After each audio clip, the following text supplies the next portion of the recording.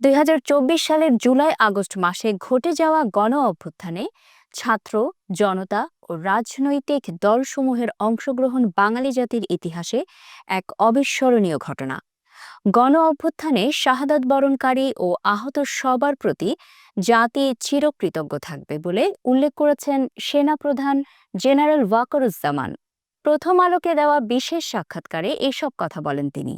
সেনাপ্রধান বলেন, ২০২৫ সালে আমরা একটা দীর্ঘস্থায়ী শান্তির পথে যেতে চাই।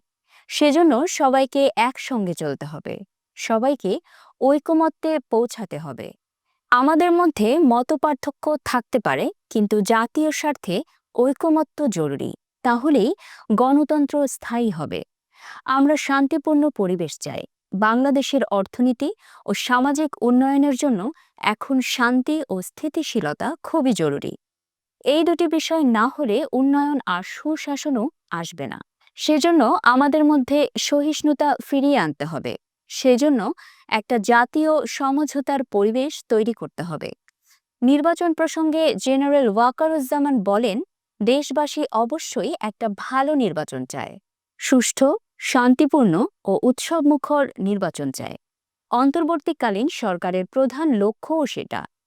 প্রধান উপদেষ্টা নির্বাচনের সময়সীমা দিয়েছেন, সেটা ঠিক সময়।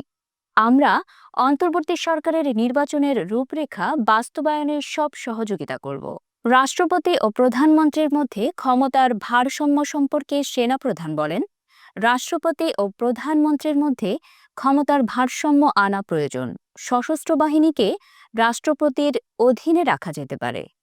জেনারেল ওয়াকারুজ্জামান আরও বলেন, আমরা পুরোপুরি সরকারের পাশে রয়েছি। আমরা চেষ্টা করব প্রধান উপদেষ্টা যেভাবেই আমাদের সাহায্য চাইবেন, আমরা সেভাবেই ওনাকে সহযোগিতা করব। এটাতে যদি আমাদের অসুবিধা হয়, সৈনিকদের যদি সাময়িক অসুবিধাও হয়, তারপরও সরকারকে সহযোগিতা করে যাব। দেশ ও জাতির স্বার্থেই আমরা এটা করব। এই জাতির জন্য, দেশের জন্য ও দেশের মানুষের স্বার্থে যে কোনো ত্যাগ স্বীকার করতে আমরা তৈরি আছি।